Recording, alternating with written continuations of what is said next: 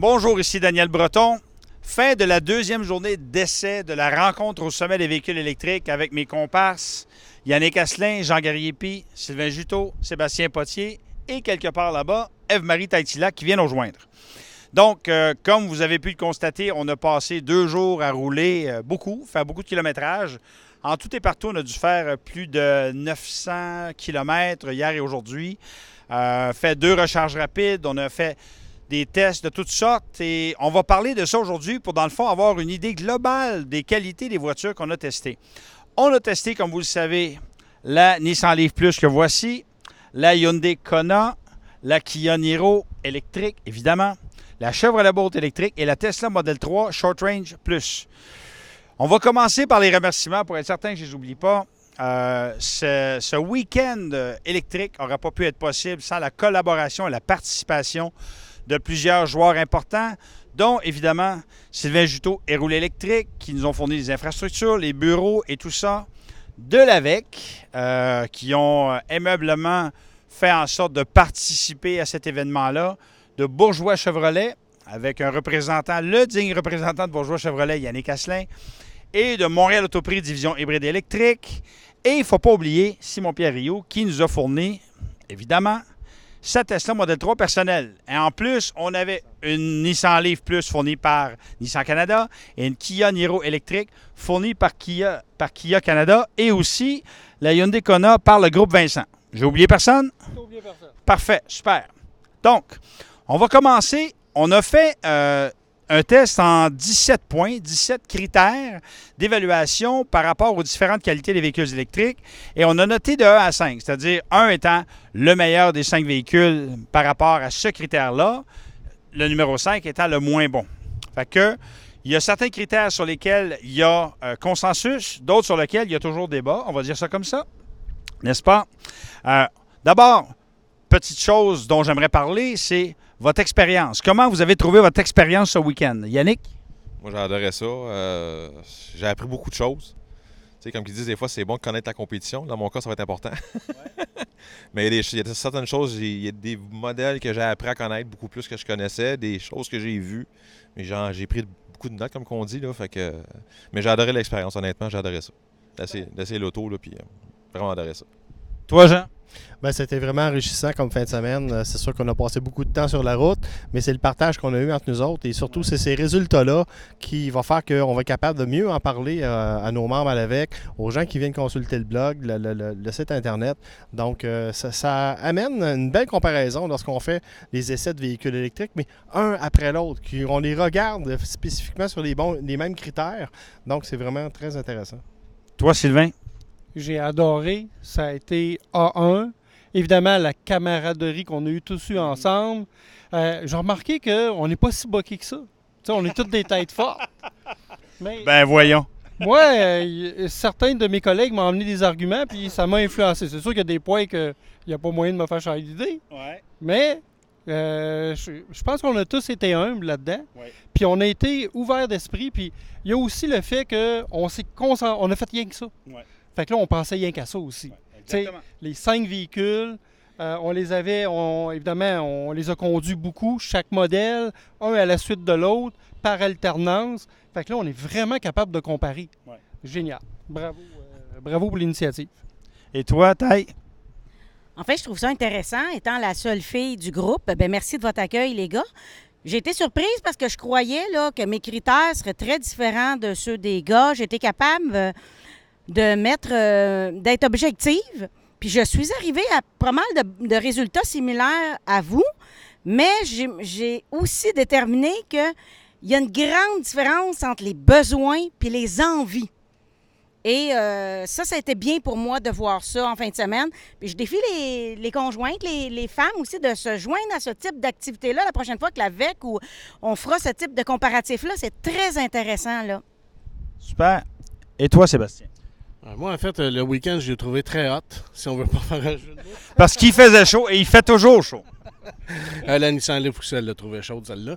Mais ce que j'ai adoré, effectivement, comme disait Sylvain, c'est la camaraderie, c'est l'expertise qu'on a développée, qu'on peut partager justement aux auditeurs, ceux qui nous ont suivis. C'est le fun, on a des gens qui ont été avec nous autres dans différents parcours.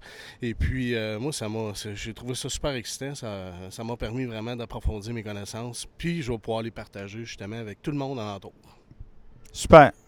Effectivement, moi d'abord, la camaraderie était très importante. Je vous remercie beaucoup de votre collaboration. C'était essentiel, mais aussi c'était le fun. Tu sais, on va se dire, tu débarques d'une voiture, tu embarques dans l'autre, fait que tu es capable, c'est frais à ta mémoire, comment tu te sentais, comment se conduisait la voiture X ou Y.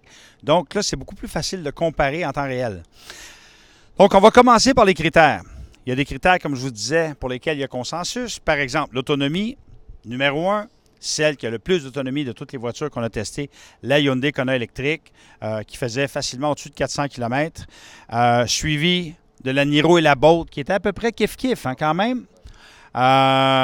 Ensuite de ça, il y avait la Tesla en 3e place. Et en 4e place, il y avait la Nissan Leaf. Pardon? Qui retardait le groupe. Ben là, je n'irai pas jusqu'à dire ça, mais évidemment, elle a moins d'autonomie. Même l'indicateur officiel d'autonomie de l'EPA le dit en toutes lettres que celle qui a la moins d'autonomie, c'est la Nissan Leaf. Parce qu'on parle d'une autonomie affichée pour la Kona de 415 km. Niro, Bolt, Tesla, écoute, c'est des décimales près, là, 383, 385, 386, fait qu'on peut dire que c'est pareil. Puis la Leaf, dépendant des versions, c'est 349 ou 365. Donc, c'est très proche, mais il y a quand même une différence. Temps de recharge, numéro 1, ça, c'est, écoute, il n'y a aucune concurrence. La Tesla, montée à 80 % les deux fois, ça a pris 30 minutes. 31 minutes à peu près. C'est évidemment sur les Superchargers Tesla et c'est un avantage comparatif extrêmement important de Tesla par rapport à la concurrence. En numéro 2, temps de recharge, Kona Niro. À la première recharge rapide, ça a pris 50 minutes pour les deux voitures. Et à la deuxième recharge, ça a pris 55 minutes, 56 minutes.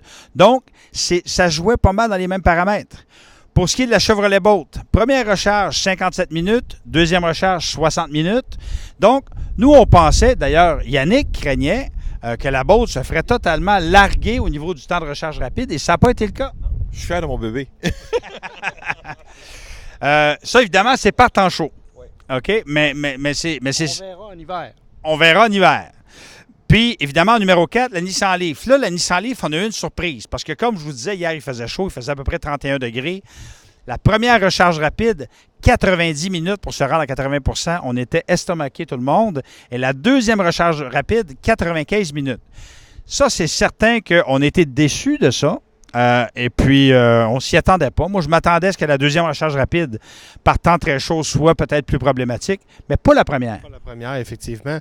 Ça a été très, très, très surprenant. Et la vitesse de recharge, c'est pas parce qu'elle a commencé rapidement et réduite après. Ça a été vraiment assez lent du début jusqu'à la fin. Ouais. Donc, c'est ça a été vraiment surprenant. Je vais même dire, même la deuxième a été surprenante parce qu'on a commencé à recharger quoi? Elle était comme 1 heure et quelques hier matin. Bien, ce matin, dans le fond, à 1 heure et quelques. Voilà. Il faisait 22, 23 degrés, pas de soleil, rien. Fait que c'était vraiment. En tout cas, moi, j'ai vraiment été surpris de la Leaf là, par rapport. Moi, j'ai vraiment trouvé ça décevant. Puis là, comme on parlait tantôt, là, on voit vraiment l'importance d'avoir un système de refroidissement au liquide dans des cas comme ça. Parce que là, toutes les autres voitures, on entendait la fan de l'air climatisé embarquer pour baisser la température de la batterie. Puis là, ils gardaient toutes des performances, les Kia puis les Niro, la Hyundai puis la Kia. C'était à côté à 125 ampères. Puis let's go, on y va, là, tu sais. Fait que c'est... Mais ce qui était surprenant, par exemple, au niveau de la température, on entend tout le temps la deuxième, troisième recharge, on tombe en sur-température très, très chaud au niveau de la batterie. Et l'indicateur ne nous a pas donné cette impression-là. Vraiment, on n'a pas été dans le rouge là, sur la température. Là, tu parles de la Leaf. Je parle de la Leaf encore, c'est ça. Elle n'a pas monté dans le rouge pour réduire le temps de recharge. La première était là et on n'avait pas une température excessive au niveau de la batterie. Ouais. Non, c'est vraiment étonnant. Précision de l'indicateur de consommation ou de l'indicateur d'autonomie projetée, ce qu'on appelle communément le Gussometer. Bien, en fait, numéro 1, la Bolt. Numéro 2, il y a à peu près consensus Kia, Niro et Hyundai Kona parce qu'il y a une bonne précision. Nissan Leaf, pas tellement loin derrière, numéro 3, mais elle est quand même moins précise que les 3 autres. Et la moins précise, la Tesla. Explique-nous donc ça, Sylvain. Bien, celle de la Tesla, c'est simple. C'est basé sur les résultats de l'EPA. Donc, 386 km. Quelles que soient les conditions ou ta conduite précédente, elle va tout le temps indiquer ça. Donc, si tu es en hiver, tu vas faire moins, tu vas faire genre 100 km de moins. Puis en été, tu risques de faire plus dans des bonnes conditions. Donc, c'est pas très utile, là. On s'entend? Non, c'est vraiment pas précis, effectivement. Tu as raison. Mais par contre, les habitués, on se met en mode pourcentage, puis on regarde la consommation du pourcentage. Puis moi, je me fie jamais au gassomètre, là. Fait que pour moi, ça n'a pas d'importance. Oui, mais ça en a quand même une, quelqu'un qui est moins habitué. Tu sais. Ensuite de ça, on va parler encore là de ce qui fait consensus. La tenue de route, écoutez, il n'y a même pas photo. La Tesla, au niveau de la tenue de route, était en avant de tout le monde. Mais la numéro 2, à la grande surprise de plusieurs personnes qui aujourd'hui en ont fait l'essai, la Nissan Leaf. La Nissan Leaf qui avait une bonne tenue de route, derrière laquelle on retrouvait ex-aequo, la Kona et la Bolt, et à la fin, la Kia Niro. Pourquoi la Kia Niro? Ben, la Kia Niro, là, vraiment, sa suspension est plus molle. Le véhicule est plus gros. C'est pas tout à fait les mêmes caractéristiques que les autres véhicules. Ce qui faisait qu'on avait une sensation vraiment de tenue de route que ça pouvait sous-virer, survirer. Donc, c'était pas aussi agréable. Mais moi, j'en suis un, justement, qui a été très surpris par la Leaf. J'aurais pensé plus que la Niro aurait été meilleure dans le résultat. Ensuite de ça, si on continue, clarté des infos électriques. La numéro 1, encore une fois, puis écoutez, je sais qu'Yannick est content, là. On a parlé de la Chevrolet Bolt parce que les informations, en fait, l'interface est claire, facile à comprendre, très intuitive. Tu n'as pas besoin d'un cours classique, comme dirait l'autre, pour comprendre la Bolt. Pas loin derrière, il y a la Nissan Leaf, la Niro, la Kona, avec lesquelles tu apprends à te débrouiller un peu moins facilement, mais toujours plus facilement que la Tesla. C'est-à-dire que la Tesla, toi, tu as eu du fun. Oh, oui. Je suis quand même un gars techno, mais j'ai été déstabilisé lorsque j'ai pris justement le volant de la Tesla, l'écran, où étaient les commandes, tout ça. Et ça a déstabilisé. Oui, on s'habitue, comme disait Sébastien, quand on est propriétaire, puis on est toujours avec, on a des configurations de mode. Oui, mais au départ, un néophyte, un initié qui ne l'est pas vraiment, là, c'est très déstabilisant. C'est pas évident. Hein? C'est pas évident. Non, j'avoue. Freinage régénératif, numéro 1, la Bolt encore. Sébastien? Oui, la Bolt, effectivement, j'ai remarqué dans les différents trajets qu'on a fait hier que sur une certaine distance, on allait chercher beaucoup de kilowatts en recharge. Quand on descend là, des petites côtes, que ce soit juste une petite dénivellation, là, il va vraiment rechercher beaucoup d'énergie, puis ça aide vraiment à la consommation. Mais oui, mais il y a aussi une autre chose, c'est, comment dirais-je, la facilité d'utiliser le système de freinage régénératif automatique. Moi, c'est quelque chose que j'ai toujours apprécié beaucoup sur la Bolt. Et Sylvain, pas d'accord. Sylvain, lui, c'est plus Niro et Kona. Explique-nous. Bien, c'est ça. Donc, dans ce point-là, il n'y a pas de consensus. Ouais. OK? C'est vrai que, bon, la Bolt, c'est elle est plus agressive, elle va aller chercher le plus de kilowatts. Mais pour moi, freinage régénératif, ça veut dire plus que ça. Ça veut dire la flexibilité. OK? Comme un type d'exemple, tu as l'avance lente, puis tu as des véhicules que tu peux désactiver l'avance lente quand tu es sur le D, là, le mode drive. Mais la Kona et la Niro, c'est la seule que tu as les deux modes. Ouais. OK? Puis en plus, tu as 3 niveaux de régénération. Et en plus, tu peux encore garder la palette pour augmenter puis s'arrêter, s'immobiliser au complet. Et si tu gardes pas la palette enfoncée, ben, elle va faire comme un stop américain. Elle va faire comme la Tesla. Ouais. Tandis que la Bolt, elle va tout le temps tout arrêter tout le temps. Ouais. Si tu lâches la pédale, évidemment, au complet. OK? Fait que moi, c'est ce que j'ai aimé c'est pourquoi que je mets en premier la Kona et la Niro. C'est parce que tu as le plus de flexibilité.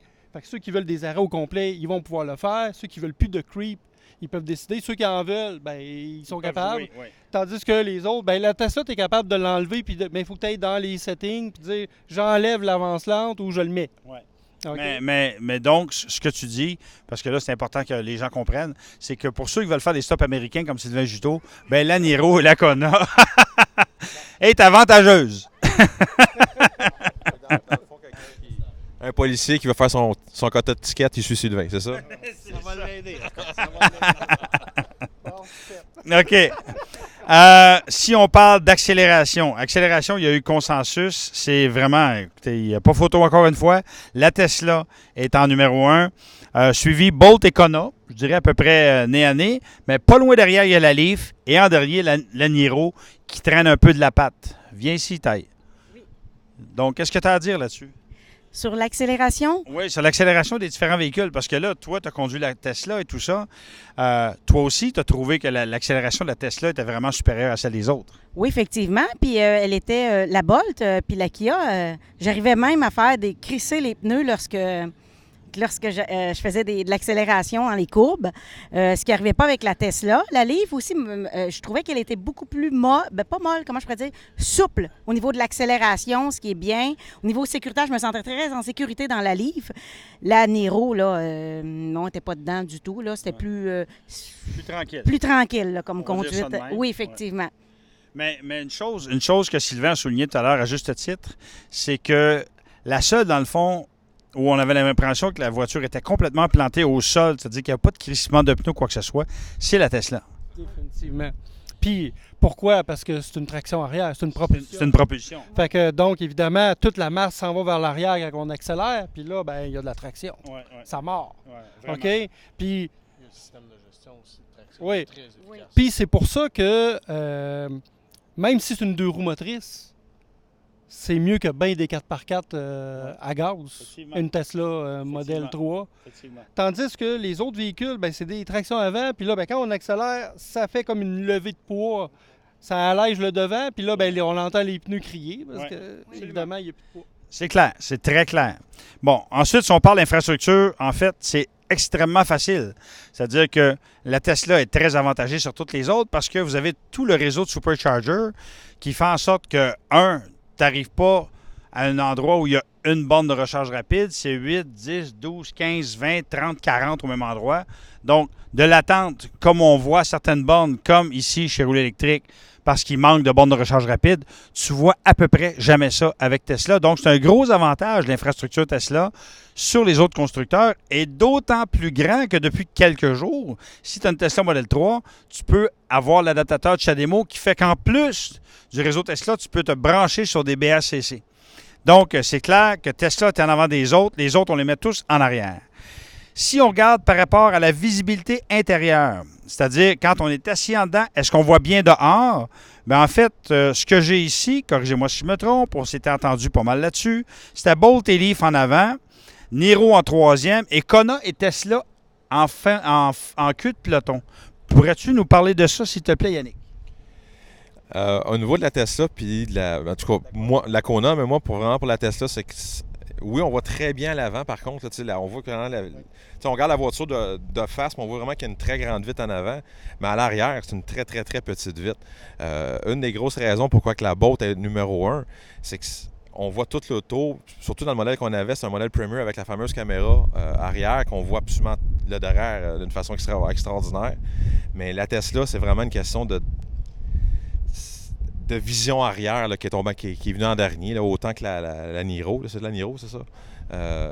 La Kona, pardon, qui est vraiment une petite vitre là, aussi là, à l'arrière. On ne voit pas grand-chose en arrière. Là, fait que Ensuite de ça, si on parle design, ben, il y a à peu près consensus, c'est-à-dire que celle qu'on considère au niveau de design qui est la plus intéressante, c'est la Tesla. La Tesla est dans une dimension à part, mais d'après ce que j'ai compris, d'après vos résultats, la Leaf suit la Tesla, la Bolt, la Niro et en fin de peloton, la Kona, pour différentes raisons. D'abord parce qu'au niveau de design et au niveau qualité de finition, on a l'impression que la Kona fait un peu plus bon marché que les autres. On dirait ça de même? Bien, on pourrait dire ça, mais comme l'autre point aussi, on a vraiment parlé spécifique de la qualité de la finition qui, des fois, avait plus ou moins d'importance.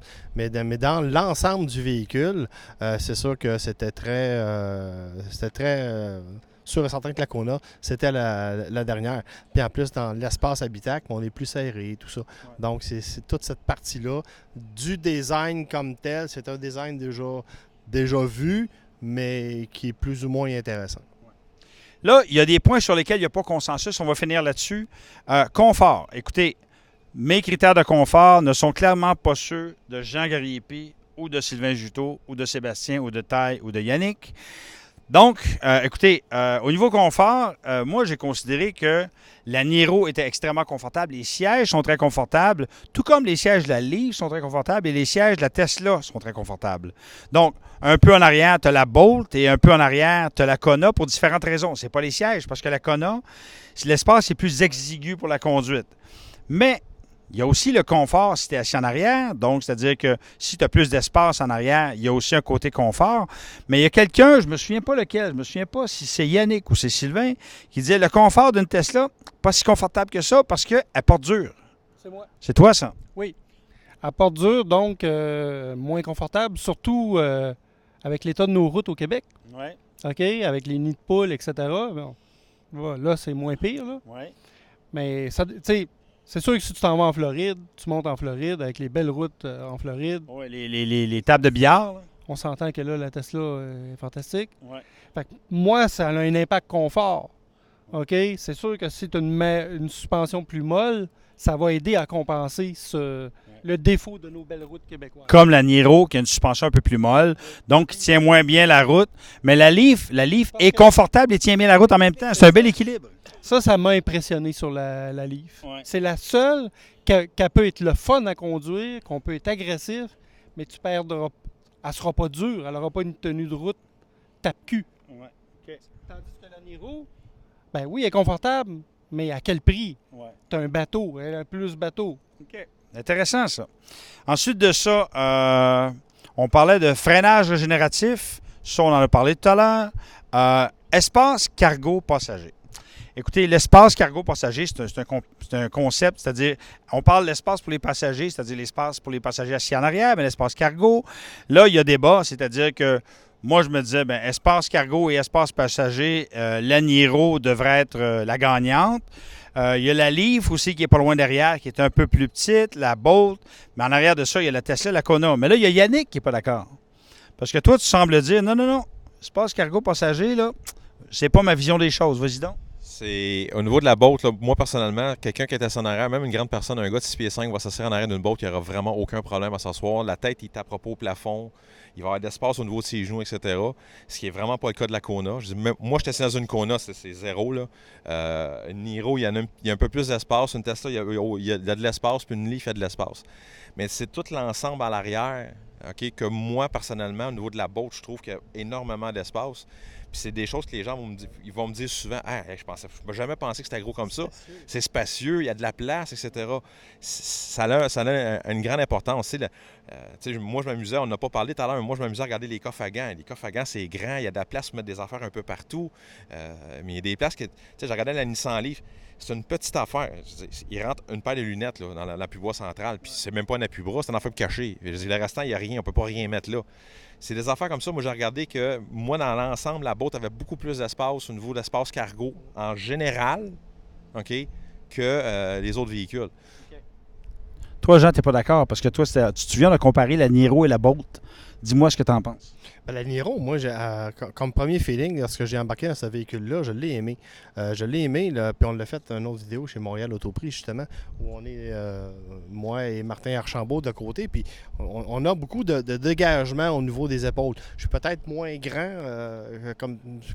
comme d'autres à 6 pieds 5, donc pour le toit, moi, ça ne me dérange pas, mais c'est vraiment l'espace latéral entre les deux personnes. J'aime bien Yannick, là, mais faire 400 km collé, c'est pas nécessairement confortable. Donc, c'est ce côté-là que... Et le coffre. Et le coffre, et c'est ça. Moi, dans mon utilisation quotidienne d'un véhicule, je transporte beaucoup de choses. Donc, le coffre est super important de ce que je vais pouvoir en mettre. Puis c'est ça, je conduis une Bolt, donc je suis habitué avec ce type d'habitacle-là. Et là, lorsque j'arrive dans une Tesla ou une Kona, ben j'aime moins. Dans la Niro, Viens ici, également. viens ici. Faut vous parler au Oui. micro, les amis. Dans la Niro, l'avantage, bien souvent, les jeunes familles qui ont des poussettes, je vous dirais aussi qu'il y a plus d'espace dans ce type de modèle de voiture-là qui répond davantage aux besoins des familles nombreuses là, qui ont des jeunes enfants. Là, je pense qu'elle a un plus également pour puis surtout si on met des bancs de voitures pour enfants en arrière, là, on ne parle pas là, Ouais, d'asseoir non. des grands adultes. Là. Ouais. La Niro est avantagée pour les jeunes familles. Oui, la Niro est clairement celle qui est la plus avantageuse à ce point-là.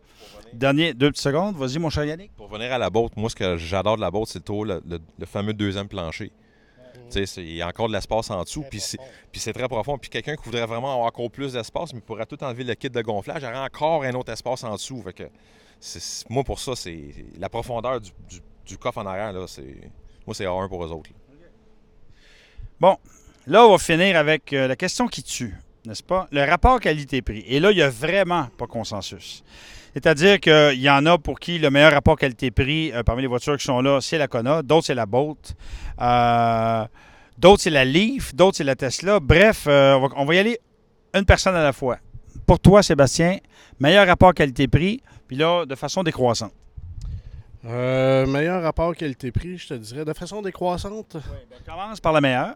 Ah ben moi je dirais que c'est la Tesla au niveau rapport qualité-prix par rapport aux technologies qui sont disponibles, l'avancement qu'ils ont, toutes les mises à jour aussi qui sont faites dans l'auto qui fait qu'elle s'améliore avec le temps. Ça, c'est sûr que ça lui donne son avantage marqué. Là, donne-moi les 2, 3, 4, 5 en ordre rapidement. Ça, c'est rapport qualité-prix. En fait, Es-tu capable d'orler tes notes? oui, je suis comme un médecin. Là. Je te dirais, le deuxième, c'est la Kona. Après ça, c'est la Bolt, la Niro et la Leaf pour terminer. Côté rapport. Toi, Sylvain, ton top 5 sur les 5? Oui, ben c'est ça. Rapport qualité-prix, moi, j'ai donné ex-aequo comme la Tesla et la Kona. OK? Numéro 1. Numéro 1. Numéro 1, les deux véhicules, je les ai mis au même niveau. OK. Un peu les mêmes arguments. Pour la Tesla, ben, c'est évidemment, tu sais, toute la technologie embarquée. Tu as même l'autopilote, tu as même le Summon aussi. tu sais, puis les mises à jour, la Sentinelle aussi. Vraiment, vraiment, vraiment intéressant. Puis la Kona, ben écoutez, la version de base à 45 000 là, pour respecter le gouvernement. Pour être admissible au fameux rabais fédéral. Au fameux 55 000. OK? 5 000, pas 55 000. 5 000. Puis, tu as quand même le système de liquid cooling. La voiture est bien équipée pour ce prix-là. Ouais. Puis même la version complètement équipée, la Ultimate, on parle de 53 54 000. Puis là, tu as l'affichage à tête haute. Que je considère une bébelle, mais que lui aime beaucoup. Moi, j'adore ça. Là. Tu as la plus grande autonomie. Bon, fait que moi, je trouve que c'est ces deux-là. Après ça, c'est la Bolt qui est la suivante. OK? C'est une valeur sûre. Ouais. Tu sais, la mienne, elle a 80 000 km, un seul entretien. Puis c'était un rappel pour les essuie-glaces, là, bon, etc. En fait, ça d'ailleurs, il faut le souligner, la Bolt, qui est la plus vieille voiture du lot, c'est le plus ancien modèle, s'en est tiré très honorablement et représente effectivement une valeur sûre, aussi bien au niveau de la fiabilité, parce que là, on a vu que la voiture était très fiable, de l'agrément de conduite, puis je regarde les performances qu'elle a fait. Écoutez, elle n'a pas à rougir de quoi que ce soit. Puis après ça, c'est la Niro. Et en dernier, la Nissan Leaf. Vous savez pourquoi. Il n'y a pas de technologie de refroidissement, de système de refroidissement pour les batteries. Puis la voiture est aussi chère. T'sais, si on prend une SV, là, parce que ça prend au moins une SV dans la plus, ça revient le même prix que les autres, que la Tesla ou la Kona ou la Bolt. OK? Même la Bolt est moins chère parce qu'il y a la LT qui est vraiment abordable. Fait que moi, la Leaf, là, c'est une très bonne voiture. Il faudrait juste qu'elle vende un peu moins cher vu qu'il y a beaucoup moins de technologie au niveau refroidissement. Pour moi, c'est son talon d'Achille. Puis vendez-la un peu moins cher, comme c'était le cas pour la Leaf première génération. Elle était moins chère. Pourquoi ils ont nivelé les prix? Toi, ton top 5? En fait, lu dans mes pensées tantôt, je dirais bien, la Tesla en premier. Au début, je te dirais que si on avait fait seulement la journée d'hier, j'aurais dit que la Niro, là, je trouvais là, qu'au niveau du temps de recharge, Niro Kia était vraiment... Au niveau de la performance, du plaisir à conduire aujourd'hui. La Tesla là, est revenue là, dans mon coup de cœur. Ça m'a surpris également la Bolt. Parce que la Bolt est une voiture qui existe depuis plusieurs années. Elle vieillit bien. Elle n'a pas à rougir, effectivement, comme tu disais plus tôt, Daniel, là, de la concurrence. Elle reste là, une voiture très performante.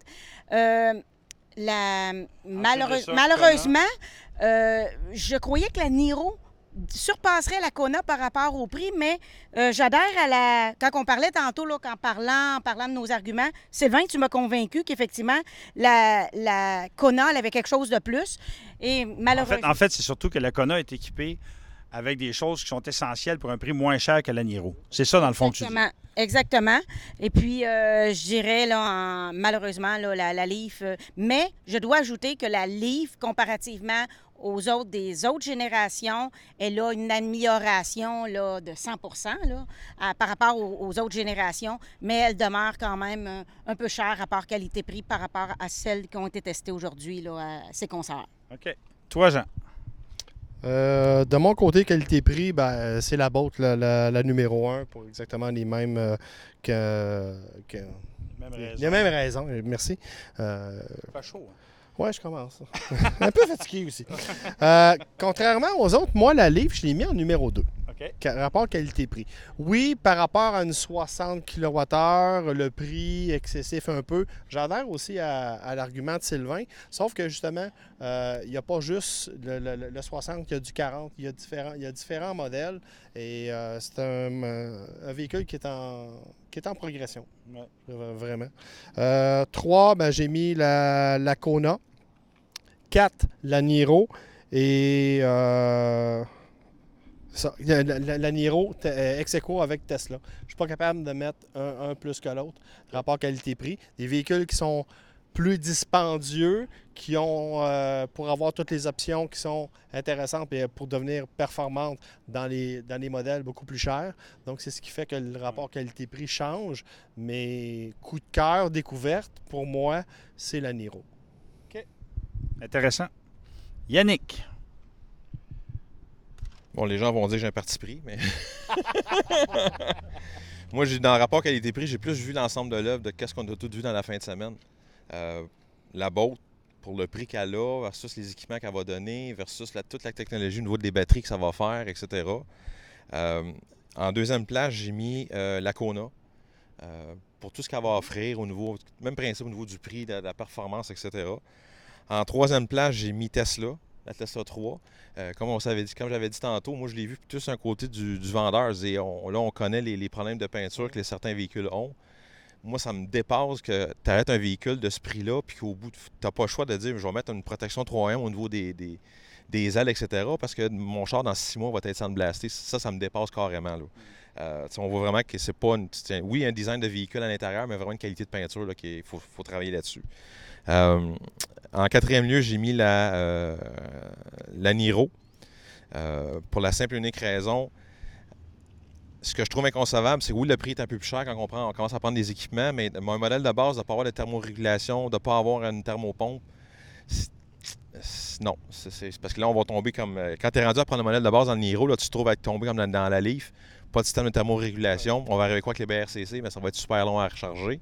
Puis en dernière place, là, moi, tout ce que j'ai connu hier, puis avec la Nissan Leaf par rapport au BRCC, c'est sûr que les gens vont dire, mais les BRCC, on va peut-être les utiliser 2 ou 3 fois par année. Mais moi, personnellement, ce 2 ou 3 fois-là par année, ça va m'écœurer d'une façon au plus haut point que, je suis rien que penser, j'arrête 2 enfants en arrière, puis je suis rendu, ça prend 90 minutes à une borne, là.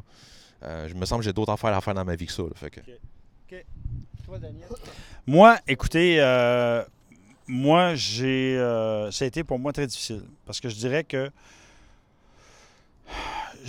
la Bolt et la Tesla, pour moi, étaient année à année dans les meilleurs rapports qualité-prix. Et puis après ça, tu avais la Leaf et la Kona qui étaient année à année en deuxième place. Puis la Niro, pour moi, je trouve, comme vous avez dit, est un peu chère pour ce qu'elle apporte. Mais j'ai décidé de donner une personnalité au véhicule. En fait, je vous en ai parlé tout à l'heure. Parce que je considère qu'il n'y a pas de mauvaise voiture dans celle-là. Il y en a qui ont des avantages, des inconvénients. Fait qu'on leur a donné des titres. Donc, on a commencé par la familiale, ce qu'on appelle la familiale, amoureusement ou affectueusement. On pourrait dire que c'est la Niro. n'est-ce pas? Bon. La sportive, bien écoutez, c'est facile, hein? La Tesla. La polyvalente, la Bolt. La relaxante, la Leaf, parce que si quelqu'un veut conduire de façon relaxe au quotidien, elle est silencieuse, elle se comporte de façon très agréable. Et la grande voyageuse, ben, c'est la Kona. Mais la Kona grande voyageuse, c'est si on est à travers le Québec et tout ça, au quotidien, parce qu'elle a une bonne autonomie. Mais si tu veux vraiment une très grande voyageuse, ben là, tu passes à la Tesla Model 3 Long Range. Ce qui est une autre. Mais ça, tu es rendu à un autre prix. C'est pas la même chose. C'est pas la même catégorie. C'est pas la même catégorie. Il n'y a pas de. À mon avis, il n'y a aucune. Ils sont toutes gagnantes.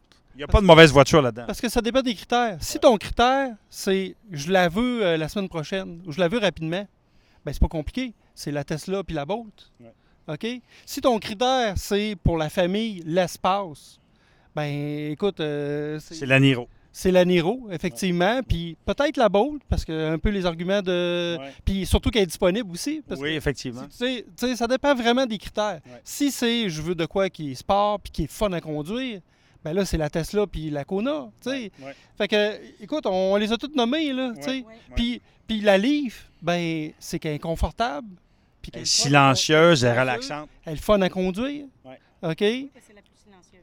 Puis un peu comme Jean y a dit, il y a plus d'options. Tu peux avoir une plus petite batterie. Tu sais, quand tu n'as pas besoin de la grosse batterie, ben là, ça te permet de payer moins cher. Puis tu as toujours le 13 000 de subvention. Ouais. Donc, Effectivement, ce sont toutes des voitures qui sont admissibles au rabais de 13 000 Ça, c'est important de le dire. En terminant, je veux vous remercier. Écoutez, il y a au-dessus de 20 000 personnes qui nous ont suivis depuis 2 jours. Je pense que ça va intéresser les gens au plus haut point. Il fait très chaud. Là, je pense qu'il est temps pour nous d'aller prendre une bonne liqueur ou un cornet. En tout cas, j'ai très chaud. Vous voyez peut-être, là, mais je suis à grosses gouttes. Mais sur ce, merci beaucoup. Et puis, on va probablement refaire le même exercice, mais à 20 sous zéro avec les 5 mêmes voitures cet hiver. Ça a de l'allure? Oui. partant. Merci beaucoup. Bonjour à tout le monde. Et puis, bonne fin de vacances. Bye bye. Super, merci les gars. Hey, on a eu un auditeur.